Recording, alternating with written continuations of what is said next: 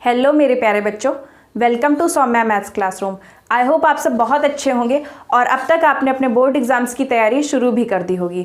तो जैसा कि आप सब जानते हैं कि ये क्लासरूम आपको क्लास 10th 11th 12th की मैथ्स क्लासेस प्रोवाइड करता है, लेकिन क्योंकि हमारे बोर्ड एग्जाम केवल मैथ्स पढ़ने से क्रैक नहीं होंगे, तो इस टाइम पर अब 3 महीने बचे हैं। अभी बहुत सारा समय है हमारे पास बहुत अच्छे से पढ़ाई करने और रिवीजन करने के लिए। तो आपको मैं हर सब्जेक्ट की क्लासेस दे रही हूँ। अच्छे से इतनी चीज़ें पढ़ लीजिए, ज़रूर आप बहुत अच्छे नंबर गेन करेंगे अपने बोर्ड एग्ज़ाम्स में। तो इसके लिए मैंने एक सीरीज़ स्टार्ट की है। मैं हिंदी के आपको कुछ स्ट्रैटेजीज़ बता रही हूँ। इसमें मैंने शुरुआत में 2 वीडियो डाले हैं जो 12th क्लास के लिए हैं। अब आज मैंने आपको 10th क्लास का सिलेबस डिस्कस करने का मैंने सोचा था, तो आज मैं आप 10th वालों बच्चों के लिए एक नई वीडियो लेकर के आई हूँ। तो इसमें आपको समझना है कि आपको अपने पूरे सिलेबस को किस तरह से कवर करना है और उसमें किन किन चीज़ों पर ज़्यादा फोकस करना है, जिससे कम से कम मेहनत करके आप ज़्यादा से ज़्यादा नंबर पा सकते हैं। तो सबसे पहले मैंने ऑलमोस्ट आपका सारा सिलेबस बोर्ड पर लिख लिया है। उसके अलावा आप जानते हैं कि आपको हिंदी में कुछ संस्कृत का भी पार्ट पढ़ना होता है, जिसे हम अनिवार्य संस्कृत कहते हैं। तो इस हिस्से को तैयार करने के लिए, अनिवार्य संस्कृत वाले हिस्से को तैयार करने के लिए मैं आपको कुछ स्ट्रैटेजी बताऊंगी, लेकिन अभी मैंने उसे बोर्ड पर नहीं लिखा। मेन जो हमारी स्ट्रैटेजी होगी वो हिंदी के 2 पोर्शन पे होगी। पहला जो बहुत ही इजी होता है, मैंने स्टार्टिंग में एक वीडियो कॉमन बनाया था जिसमें मैंने आपको बताया था कि चाहे क्लास 10th के बच्चे हों या 12th के, उनको निबंध तैयार करना होता है। सभी को प्रार्थना पत्र लिखने होते हैं, यानी कि आपको एप्लीकेशन लिखना सीखना ही होता है।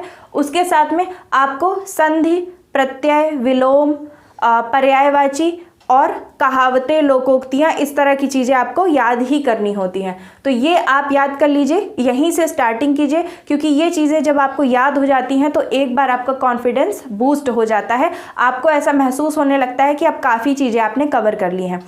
उसके बाद में जो दूसरा हमारा जो सबसे बड़ा मुद्दा होगा वो होगा, ये हमें याद करना, जो गद्य और काव्य में जीवनियाँ और हमको कुछ रेखांकित अंश दिए जाते हैं, उनकी हमें संदर्भ सहित व्याख्या करनी होती है। तो आप जानते हैं कि जो गद्य या काव्य में से आपको रेखांकित अंश दिए जाते हैं, जिनकी आपको संदर्भ सहित व्याख्या करनी होती है। अगर मुझे मौका मिला तो मैं आपको ज़रूर संदर्भ और अच्छे से प्रसंग लिखना सिखा दूंगी। उसके अलावा व्याख्या सिखाना बहुत बड़ा काम होगा, वो आपने अपने क्लासरूम में सीखी होगी, या फिर आपके पास कोई गाइड बुक्स होगी तो उससे आप अच्छे से, वैसे भी व्याख्या कोई खास बात नहीं होती, किसी चीज़ को समझ करके उसे अपने शब्दों में लिखना ही उसकी व्याख्या करना होता है। तो वो चीज़ इजी होती है। पर हमारे लिए क्या चीज़ एक डिफ़िकल्ट होती है, जो हमारे पास बहुत सारे चैप्टर में बहुत सारे लेखक और रचनाकार होते हैं और इनकी हमें जीवनियाँ तैयार करनी होती हैं, और ये सब चीज़ें स्कोरिंग होती हैं। क्योंकि आप जानते हैं कि संस्कृत में कुछ चीज़ें आपको आएंगी, कभी कभी आप क्वेश्चंस भूल जाएंगे, या रेखांकित जो पद होते हैं उनमें कई बार आप व्याख्या नहीं आपको समझ में आ रही होती, लेकिन जीवनी क्या होती है, आप लिख देंगे तो आपको उसमें नंबर ज़रूर से ज़रूर मिलेंगे। तो ये चीज़ें अच्छे से तैयार करते हैं। आइए देखते हैं हमें क्या क्या पढ़ना है। सबसे पहले आप जानते हैं कि गद्य जो आपके पास, जो आपकी बुक में गद्य वाला पोर्शन है, उसमें आपके पास 4 मेन टॉपिक हैं। आप जानते हैं कि कोविड की वजह से 30% आपका जो सिलेबस है उसे रिड्यूस कर दिया गया था। तो उसके बाद जो 70% है, हम उसी के बारे में डिस्कस करते हैं, क्योंकि अभी भी कोई ऐसी न्यूज़ नहीं आई है कि आपका पूरा 100% सिलेबस अब पूछा जाएगा, क्योंकि क्लासेस नहीं चल पाई, ये सब कोई जानता है। तो इसमें क्या है, मित्रता चैप्टर है, ममता है, भारतीय संस्कृति है और अजंता है। 4 ये चैप्टर हैं जिनको आपको अच्छे से पढ़कर तैयार करना है। इनसे आपको कुछ पैराग्राफ दिए जाएंगे, उनमें रेखांकित अंशों की आपको व्याख्या करनी होगी, प्रसंग और संदर्भ सहित। उसके बाद में ये 4 हमारे हो गए रचनाकार, रामचंद्र शुक्ल, जयशंकर प्रसाद, राजेंद्र प्रसाद और भगवत शरण उपाध्याय। इन चारों लोगों की जीवनी आपसे पूछी जा सकती है, चारों में से किसी की। आप जानते हैं कि आपको 3 ऑप्शन दिए जाएंगे, उनमें से एक को आपको लिखना होगा। तो 4 को तैयार करना बेवकूफ़ी होगी, आप कम से कम 3 को तैयार कर लीजिए। 3 को तैयार करने से क्या होगा, क्योंकि आपको 3 ऑप्शन मिलेंगे, तो 3 में कोई ना कोई ऑप्शन, बल्कि 2 में भी आपका काम चल सकता है। क्योंकि जब आप 2 तैयार कर लेंगे तो देखिए, अगर ये 3 ऑप्शन में आई तो आपको 2 याद, अगर ये 3 ऑप्शन में आई तो आपको 1 याद, अगर किसी भी फॉर्म में आपसे पूछे, आप केवल 2 जीवनी पढ़ करके अच्छे से जाइए। लेकिन एक चीज़ याद रखिए, जिन जीवनियों को आप तैयार करेंगे उसको पूरी तरीके थ्रू आउट तैयार करेंगे। बाकी जो 2 आपने छोड़ दिए हैं उनके बारे में बिल्कुल मत डरिए। ये मत सोचिए कि कहीं ऐसा ना हो कि इनमें से कोई पूछ ली जाए और मुझे नहीं आ रही हो, बिल्कुल ऐसा नहीं हो सकता। देखिए आपके पास 4 ही जीवनियाँ हैं, उनमें से जब आपको 3 ऑप्शन में दी जाएंगी तो कोई ना कोई 2 या कोई ना कोई कम से कम 1 आपको आती ही आती होगी। तो इसलिए इनके बारे में बिल्कुल निश्चिंत होकर 2 जीवनियाँ अच्छे से तैयार कर लीजिए। ईजी कौन सी रहेंगी? रामचंद्र शुक्ल, जयशंकर प्रसाद, या जयशंकर प्रसाद और राजेंद्र प्रसाद। ठीक है, इनके बारे में आप अच्छे से पढ़ करके अच्छे से उसे तैयार कर लीजिए। और तैयार करने का मतलब केवल रटना नहीं है, एक बार कम से कम उसको लिख करके भी ज़रूर देख लीजिए। उसके बाद अभी बहुत सारा टाइम है, एक बार आप अपने एग्ज़ाम के पहले भी लिख कर देख लेंगे। फिर अगले पे आते हैं। यहाँ पर हमारे पास है खंड काव्य। इन खंड काव्य में आप जानते हैं कि आपको जिलेवार इन्हें पढ़ना होता है, यानी डिस्ट्रिक्ट वाइज आपको बताया जाता है कि आपके ज़िले में कौन सा चलता है। ठीक है, तो हमारे जो मेरा डिस्ट्रिक्ट है उसमें मुक्तिदूत चलता है। आपके में जो चलता हो वो आपको बताया गया होगा आपके क्लासरूम में। अगर नहीं बताया गया हो तो जो गाइड बुक्स या आपकी बुक है उनमें भी इंस्ट्रक्शन दिए होंगे कि कौन से ज़िले में कौन सा खंड काव्य चलता होगा। आपके में जो चलता हो उसे आप अच्छे से तैयार कर लीजिए। अब खंड काव्य में आपको क्या तैयार करना है? सबसे ज़्यादा सारांश, चरित्र चित्रण, या हमें पूरा खंड काव्य पढ़ने से क्या शिक्षा मिलती है।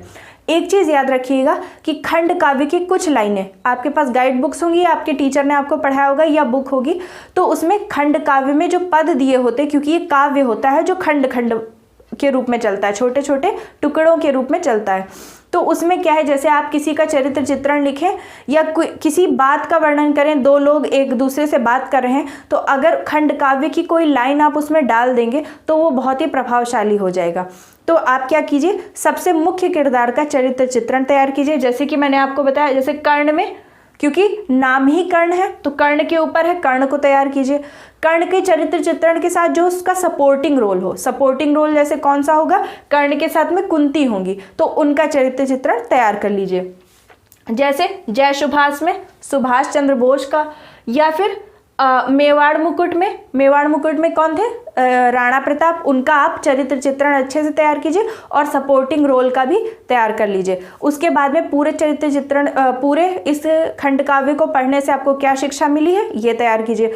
और हाँ, इन चीज़ों को लिख करके देखना बहुत ज़रूरी होता है। तो पहले आप हर चीज़ को 2 बार पढ़िए, उसके बाद 1 बार बिना देखे लिखने की कोशिश ज़रूर कीजिए। तो इतना, इसमें से तो ये इतने सारे लिखे हैं पर आपको पढ़ना एक ही है, उनमें से कम 2 या 3 चरित्र चित्रण और उसके साथ में सारांश आप तैयार कर लेंगे तो इससे आपका काम हो जाएगा। बस ये ध्यान रखिए कि अगर आप खंड काव्य की कुछ लाइनें उसमें बीच में डाल देते हैं तो बहुत अच्छा इसका इफेक्ट आने वाला है। उसके बाद में काव्य में आपको क्या पढ़ना है, आप जानते हैं सूरदास, तुलसीदास, रसखान, बिहारी लाल, राम नरेश त्रिपाठी, मैथिली शरण गुप्त, महादेवी वर्मा, सुमित्रा नंदन पंत, माखनलाल चतुर्वेदी, सुभद्रा कुमारी चौहान, अशोक वाजपेयी और श्याम नारायण पांडे, इतने लेखक यानी इतने रचनाकार, इतने जो पोएट हैं, इनकी आपको पद्य या उनका काव्य आपको पढ़ाया गया है।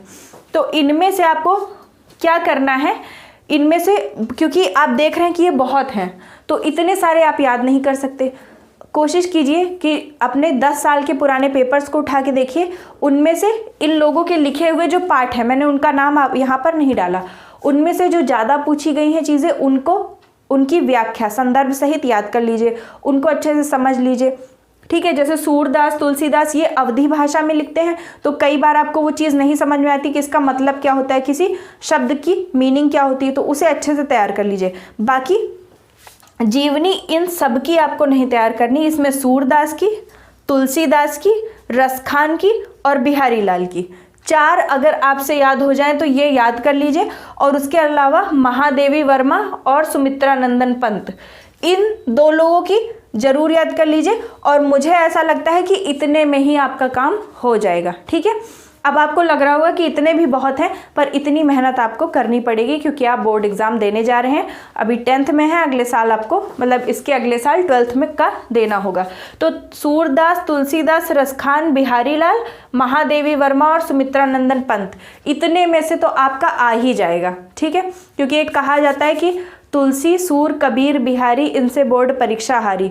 अब कबीरदास आपके में है नहीं, वरना इतने में तो जरूर ही 3 आपको ऑप्शन मिलेंगे, उनमें से कोई ना कोई इनमें से होगा ही, इन 5-6 लोगों में से कोई ना कोई ज़रूर होगा। तो इतनी चीज़ें अगर आप तैयार करके जाएंगे तो बोर्ड एग्ज़ाम में आप अच्छे से अच्छे नंबर गेन करेंगे। उसके अलावा नेक्स्ट वीडियो में हम बात करेंगे, मैंने आपको ये बता ही दिया है कि आपको कुछ चीज़ें जैसे मुहावरे, लोकोक्तियाँ, प्रत्यय, उपसर्ग, ये सब चीज़ें पहले से तैयार रखनी है। अगला मैं एक वीडियो बनाऊंगी जिसमें मैं आपको रस, छंद और अलंकार पढ़ाऊंगी।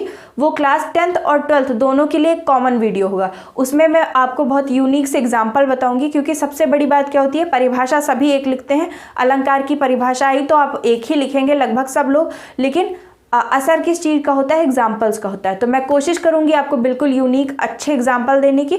उन एग्जाम्पल्स को आप लिख लीजिएगा अपनी कहीं नोटबुक में, और उन्हें जब आप अपनी बोर्ड एग्जाम की कॉपी में लिख के आएंगे तो आपको बहुत अच्छे नंबर मिलेंगे। तो अगर आपने अभी अपने चैनल को सब्सक्राइब नहीं किया है तो जल्दी से सब्सक्राइब कर लीजिए सौम्या मैथ्स क्लासरूम को। उसके साथ में सारे वीडियोज़ को लाइक कीजिए, ज़्यादा से ज़्यादा शेयर कीजिए ताकि हमारा परिवार और बड़ा होता रहे। तो थैंक यू।